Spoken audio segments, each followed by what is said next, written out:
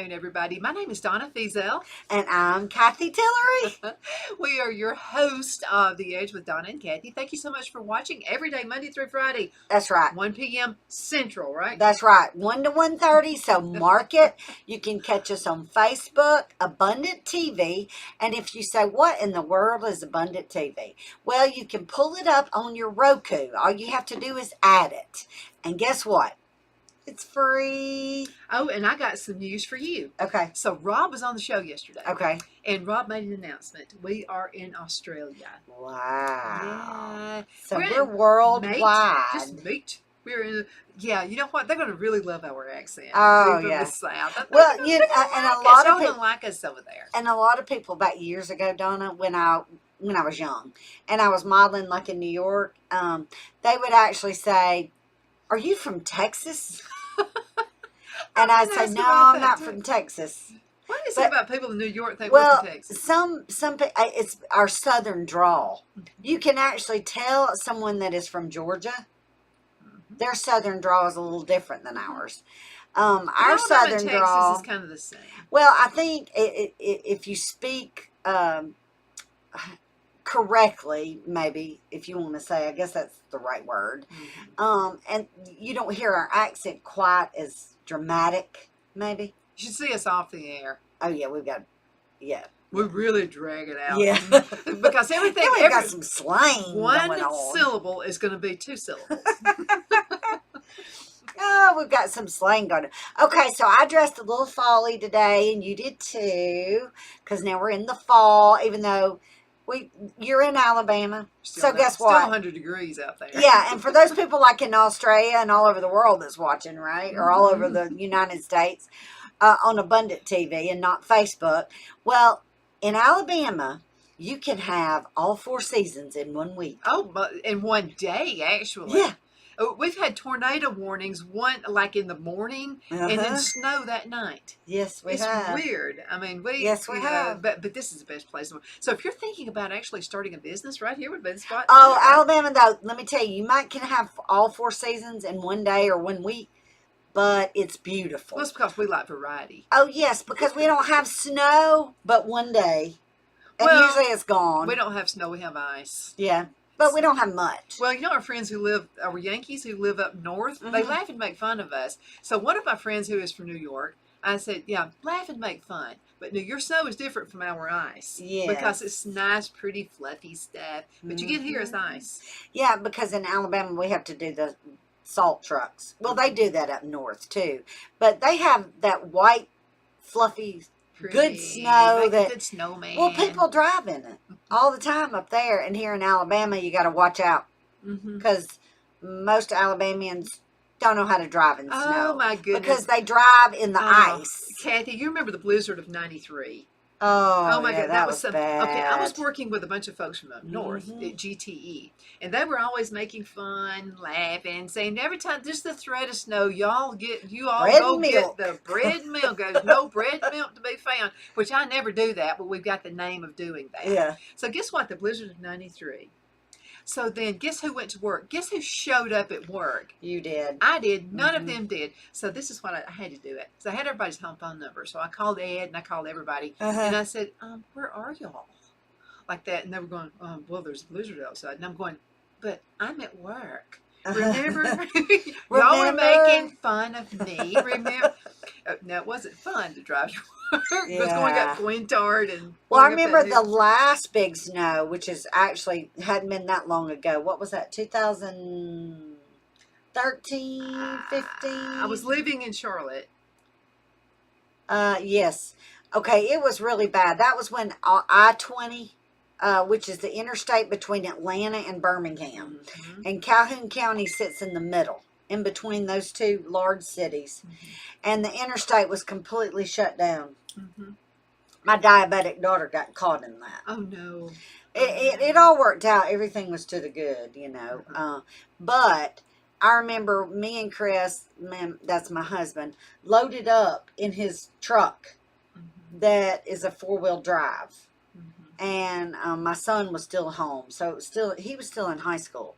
So we loaded up and tried to get to her, and the roads were all closed. Well, let me It ask was you a really question bad, about this really because bad. you've got the diabetic daughter, and this is, I mean, it could be anything. You get stranded. It could be flooding Yeah. situations like they had in Kentucky. So it could be anything that you get stranded out on the road. So if you have, let's say, like you're diabetic, or you have something else where you've got to have medications and you don't have it with you because you freak snowstorm comes up, what does she need to keep in her car? Well, I was going to tell you what happened was I always, when I took her to the doctor, always we had her diabetic backpack, we called it. And it had extra supplies, extra sites, extra insulin, snacks, water, peanut butter and crackers. And for some reason, that day, which wasn't supposed to ice like it did, nobody knew it was going to do that. Thing. She was going for her yearly checkup at the diabetic doctor at Children's Hospital, at Children's of Alabama, and her dad took her. He did not have a backpack. He didn't have any supplies, and because I guess they were running late, I can't remember why exactly. She didn't have insulin with her. She did have some snacks and things, but in the midst of all that, I think they had to stay in a hotel, and he actually had to find someone to take him by a four-wheeler from the hotel to the Walmart to get some insulin and syringes until we could get her out of there. You need a backup plan, just in case you change cars, But all her life, you diabetic moms can understand this. She has type 1. So it's imperative that they always have supplies. And with fall and winter coming up, it's very important. I actually, when she lived at home, now she's married, but when she lived at home, and I still keep it in my house, a little kit, like a little bitty, just like a little makeup bag. And it's got a sight, and it's got a syringe, it's got some alcohol preps. I actually still, to this day, keep a bottle or two of insulin in my fridge. That way, if something ever happened, she needed some, I wouldn't have to go to her house and then go take it to her. So I keep insulin. And then I actually have ketone strips. That way you can always check their urine to make sure they're not in DKA. If something happened, you were stuck somewhere and didn't have a lot of food, then that's really important. Because the other thing is to have those quick sugars to bring up a sugar. And we actually use things like Starburst, Skittles, which actually they got recalled lately. But Starburst, Skittles, the little Smarties, because those were actually cheaper than buying just the sugar tablets a lot of times. But now I keep sugar tablets still at my house, but because I don't keep so much candy like Skittles and Starburst anymore. I don't eat that anymore. But the kids used to. So now I keep the tablets. But I keep a little bag still packed for her, actually, at my house.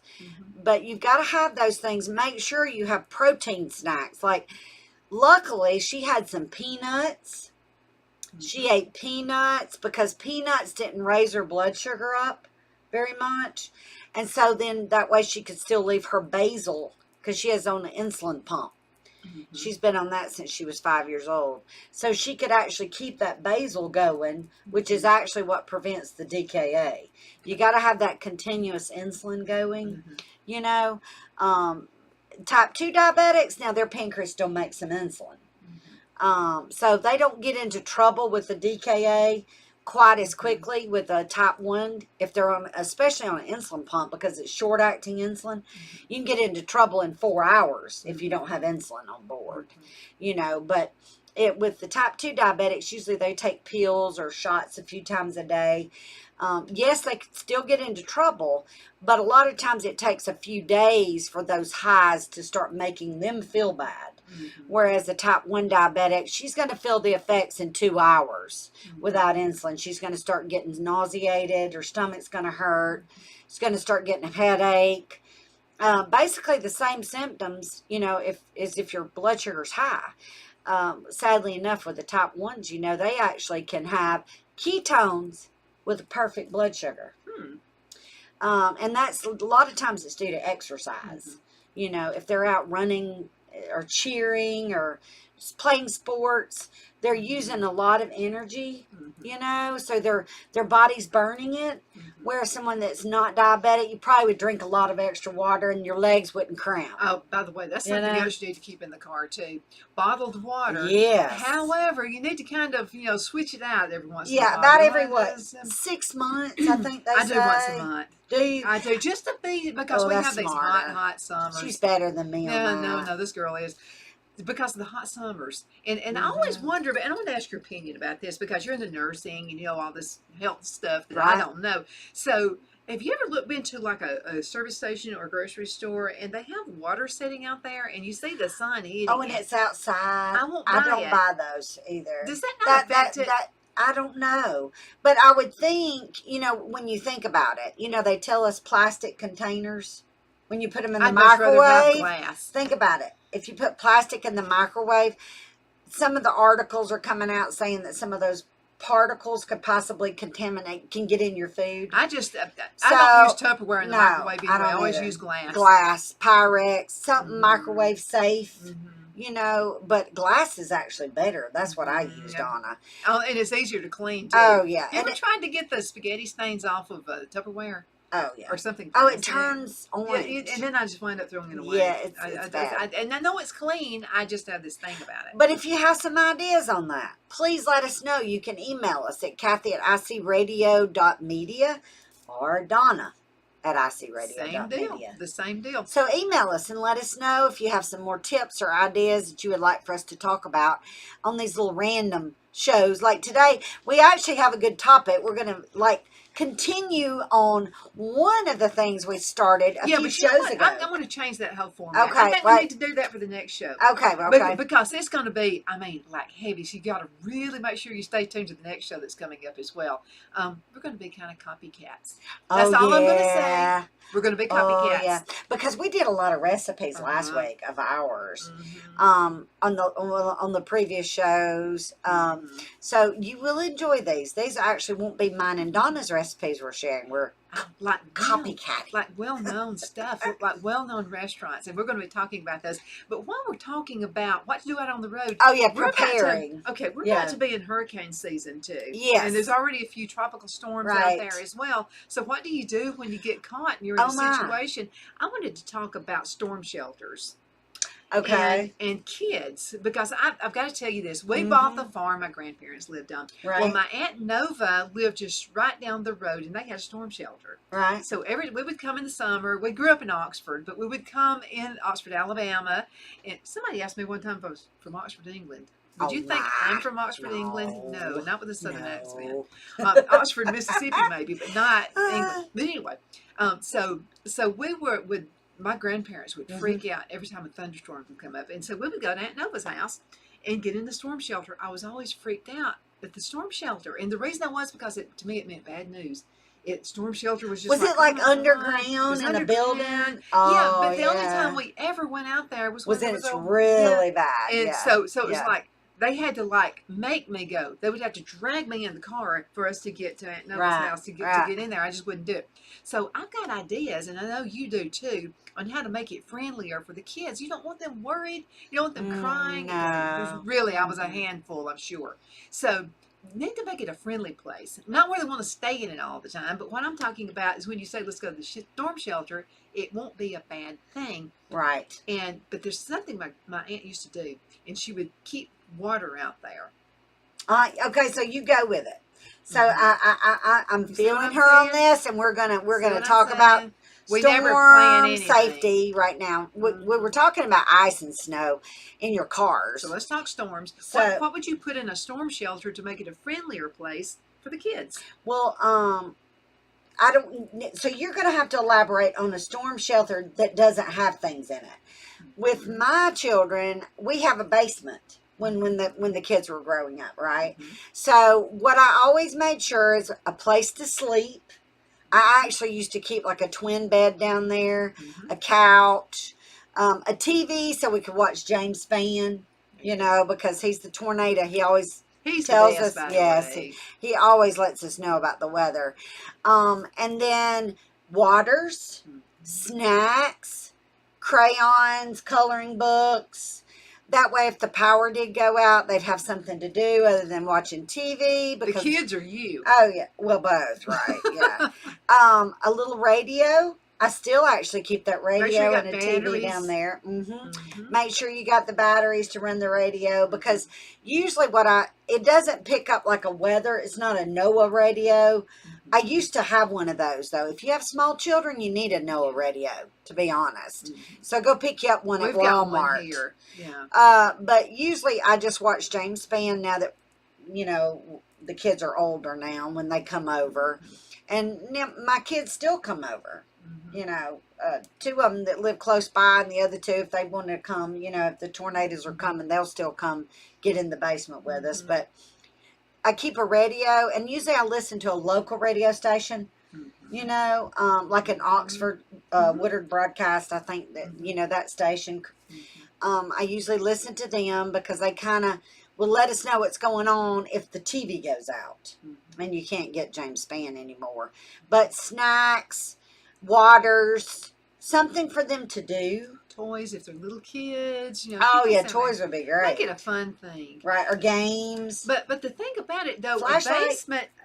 You got to have a flashlight. Got to have flashlights. And another thing, make sure you have some candles and some matches. Yes. There, or at least one of those little things that you just. Or a little lantern type thing. I've got old candles that sit like in a lantern. You can put like a glass globe over them, but it's just a candle. But I did that so that the kids wouldn't knock it over, because it's fire safety too. You have to be careful with those. Now again, we're getting to the food again. Make sure you recycle the water and the snacks and stuff. Just at least once every 90 days, just in case you get caught down there. But now being in the basement is one thing. But being in a small shelter that's probably about a 12 by 12, a very small, cramped place. Okay, this is what I wish would have happened, okay? And so it wasn't such a scary place to be in. So what you need to do is just take them out there every once in a while. Maybe take the kids out there when it's on a pretty day, and just take them out there, maybe read a story to them. That's a good those little golden idea. books, I think you can still find little golden books. You know, some good clean books. Right. So, and just read to them every once in a while. Bring their books. Make sure you got plenty of pretty cushions down there. With Is there lights in there? There wasn't. So you had to they do would always have a candle and stuff like that. Or they bring some kind of a kerosene lantern or something like that. I'm not sure how safe that was. Though. It's a wonder we all didn't get carbon monoxide poisoning. Yeah, I was fixing to say. But now candles are not as bad.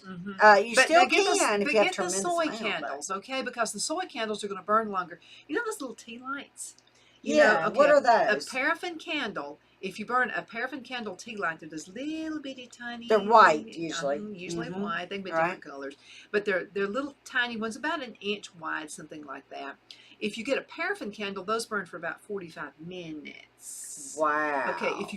If you get the soy or the beeswax. Okay. It takes a lot longer for those to burn down. You're going to get about 3 hours out of each one of those. And they never get old. So I've still got, just to see if they'll burn. I still have some from 20 years ago. And they still smell good. So I have a question, and a lot of you probably are thinking the same thing. My question is this, Donna. The candles that you can buy in the gas stations, you see them all the time with they're like a mason jar with a lid. What kind are those? Well, are they? When you're looking at them, it may say soy candle. Right. And it may say, and this is a marketing ploy, I'll say. Now, all of my candles are complete soy or they're complete beeswax. I don't do paraffin because I have asthma and I can't stand to even make a paraffin candle. And because it's not a natural product, okay? It's from it's petroleum is what it is. Yeah. And so that's why people with asthma say, well, I can't burn a candle. And so I always ask, well, what kind of candles do you get? And they'll say, well, I get the ones from Yankee. And I'll say, does it say soy or does it say soy based? If it's soy, then you're in good shape. 100% soy candle is what you want. Don't get the soy blend or the soy based. Because there's nothing from the government that says it has to be half soy, half paraffin, half anything. Oh wow! It could be 10% soy, 90% paraffin. Wow! And I can tell. People have given me. Is that the reason why sometimes it bothers? You know, like when the power's gone out when my children were younger. Or even recently, back a few months ago, I think we had a power outage from the storm and some trees fell. So when you're breathing that and it just feels like your lungs are getting heavy, that's probably what that is. Yeah. And Yankee That's Candles why I was wondering. has some wonderful smelling candles. Oh, yeah, they love do. them just walking by. But I can smell one of the candles and it's not even lit. And I can tell you if it's got paraffin in it.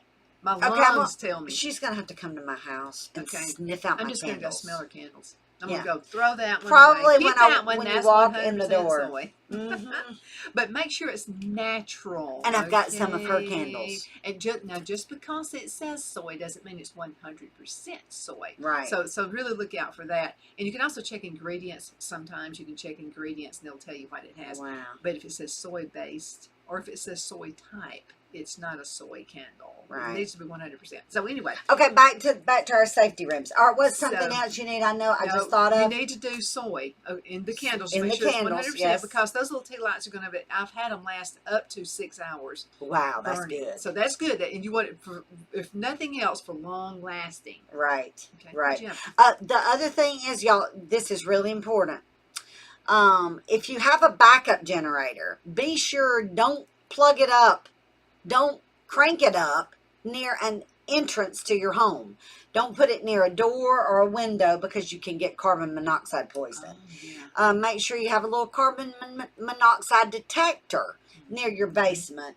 If something happens like your deep freezer, your refrigerator, and your power's out and you need to connect it up to your generator, make sure you've got a good utility extension cord. Usually they're orange. Those are really good utility extension cords. That way you can run it from inside your home, way out the door, close the door, and then hook it up to your generator that is running way outside from your home. Because you can so easily get carbon monoxide poisoning from those. And that's another thing, your refrigerators and your deep freezers. I looked that up the last storm, actually, because I was thinking if you did not open your refrigerator, the food could be good in there for like 12 hours. Wrong. It's not. Really? So if the power goes out for more than 4 hours, you actually, by what I read, you're supposed to get rid of all poultry. Eggs, bacon, soft cheeses like shredded, mayonnaise, anything that's got egg products, poultry products, beef, anything, butter, actually can spoil. But now the good thing is with like my daughter, one of my daughters has a refrigerator. It daggum tells the temperature. Can you believe that? On the refrigerator. That's a smart refrigerator. So she actually, when she lost power, it was for about 3 hours. And she said when the power came on, she looked to see the temperature. And it was right at 40 degrees. So if it's, I'm pretty sure as long as it's 40 or under, for under 3 to 4 hours, then your things, some of them can be safe, when I read. But you have to look at your refrigerator. Mine's an old one. So I had to buy me a little thermometer. After that happened, I bought me a little thermometer that I could move. And I actually did this little trick. I took a Solo cup, okay, and I just cut it. Just like the first little section. I filled it with water. I put it in my freezer and let it freeze. And then I put a quarter on top of it. And I put it back in the freezer. So that that would let you know if your food in the freezer had defrosted. Oh, that's because the quarter would sink in the water, would it not? Even if it's just a little bit. Yeah. Some of it has because the quarter would sink. Yeah, I'm throwing that if that ice and just that's not even in. Now that's just my little home remedy idea. Well, I think that's I didn't get that anywhere. Actually, my husband and I come up with that because we decided with our deep freezers and our freezer, what if we were gone a whole weekend and the power went out during a just hurricane open it season? up and look, and if you don't see a quarter, yeah, if that quarter has failed to the bottom, then you probably should throw out everything in that freezer because probably it totally defrosted. Yeah. And we don't want you refroze. sick. We don't want you sick. Okay, we have a little bit, almost 4 minutes, a little bit over 4 minutes left in the segment. But I wanted to mention this too about making it friendly in one of those small little compartments because of storms coming in. And one of those is have some cushions in there, but make it cartoon characters. Oh, that's a good idea. Don't do flowers. Don't do like a black one. Don't do anything like that. It's intimidating. But whatever their favorite cartoon character is, Mickey Mouse.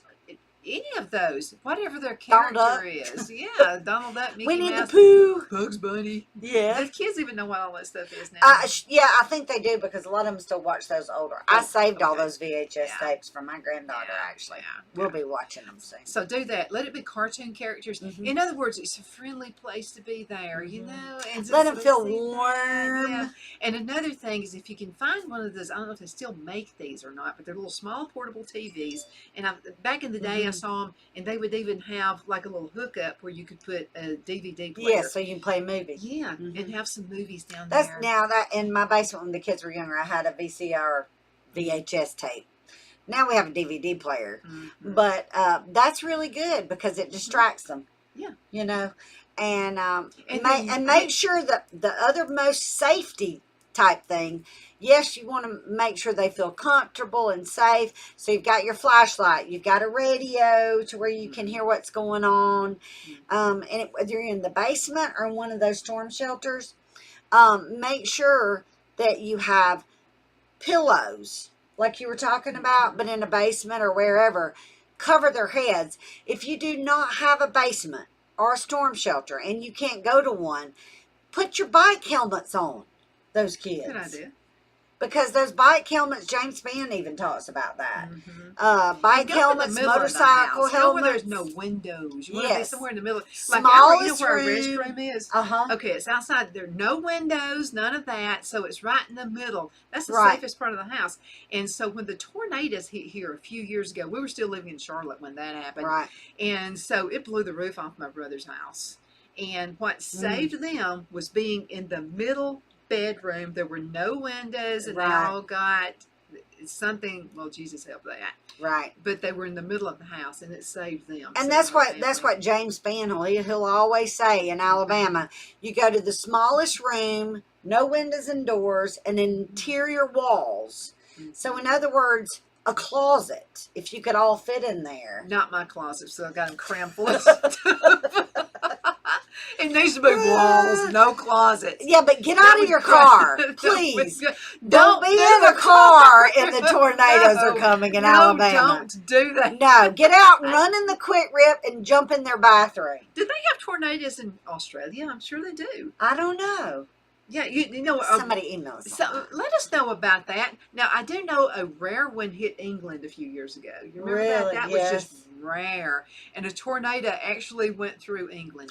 Well, and this is our tornado season coming because it's hurricane season coming. So we get to spin off. Yes, and there's some hurricanes out in the Gulf right now that'll probably be moving maybe towards our way in the next future. And there's been a lot of typhoons hitting in Japan right now the past few weeks. So just be safe, be aware. We love you, and thank you for watching our show today. Absolutely. You're the apple of our eye. You know that. Now, you can always catch us, The Edge with Donna and Cathy. You can catch us Monday through Friday. Now, that's 1 to 3 p.m. Central Time, okay? So make sure you check us out on that. And if you don't mind, like it, and we'll like you right back, I promise. Oh, yes. 1 to 1:30 is our show, and it follows Afternoon Drive Home, and she has some great interviews.